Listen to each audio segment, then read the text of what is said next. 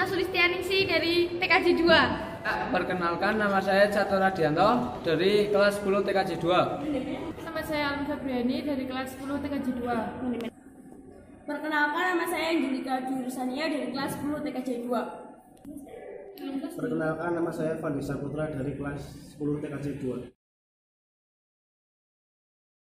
Teks eksposisi adalah teks yang berisi pemaparan pokok masalah dengan memberikan keterangan detail untuk memperluas pengetahuan. Tujuan teks eksposisi untuk menjelaskan informasi tertentu agar bisa menambah ilmu pengetahuan pembaca, sehingga dengan membaca teks ini maka pembaca akan mendapat pengetahuan secara rinci dari suatu hal atau kejadian. Struktur teks eksposisi dibagi menjadi 3, yaitu 1. Pernyataan pendapat atau tesis, 2. Argumentasi, 3. Penegasan ulang pendapat atau reiteration,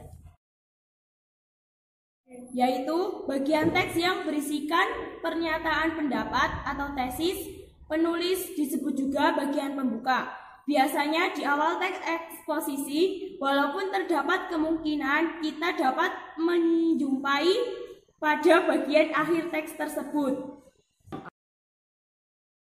Argumentasi merupakan suatu bentuk alasan atau bukti yang dipakai untuk mengokohkan sebuah pendapat yang terdapat di dalam sebuah teks. Walaupun pada prakteknya argumentasi ini bisa digunakan untuk menyanggah atau bahkan menolak sebuah pernyataan yang disampaikan. Penegasan ulang pendapat. Bagian yang berisi penegasan ulang pendapat penulis dengan memberikan kesimpulan dan menegaskan kembali dari tesis yang diulas dari awal teks sampai pada argumentasi yang ditunjang oleh fakta-fakta yang ada. Hal yang harus diperhatikan saat menganalisis teks eksposisi. 1. Topik dikembangkan dengan kalimat yang saling mendukung. 2. Struktur teks disertai pernyataan dan bukti, contoh dan penegasan. 3. Pilihan kata. Kata yang digunakan harus tepat. 4. Kalimat efektif meliputi kebakuan kalimat, ketersampaian gagasan dan kelogisan gagasan. 5. Mekanik harus diperhatikan penggunaan huruf, tanda baca, gaya bahasa, dan penataan kalimat dalam paragraf. Eksposisi dapat dikonstruksi dengan langkah-langkah berikut. 1. Menentukan topik. 2. Menentukan tujuan. 3. Membuat karangan-karangan. 4. Mengumpulkan bahan. 5. Mengembangkan kerangka karangan. Jenis pengembangan dalam paragraf teks eksposisi. 1. Eksposisi definisi. 2. Eksposisi proses. 3. Eksposisi klarifikasi. 4. Eksposisi ilustrasi. 5. Eksposisi perbandingan dan pertentangan. 6. Eksposisi laporan. 7. Eksposisi analisis. Eksposisi definisi adalah suatu paragraf eksposisi yang menjelaskan pengertian atau definisi dari suatu topik yang sedang diperbincangkan. Eksposisi proses adalah sebuah tahapan atau cara untuk melakukan sesuatu dari awal sampai akhir. Eksposisi klasifikasi merupakan salah satu contoh teks eksposisi yang isi di dalamnya tentang tulisan paparan mengenai suatu yang sesuai dengan kelompok-kelompoknya. Tujuan dari pengelompokan ini dalam teks eksposisi klasifikasi yaitu untuk menjelaskan setiap kelompok hingga menjadi jelas serta dapat mudah dipahami oleh pembaca.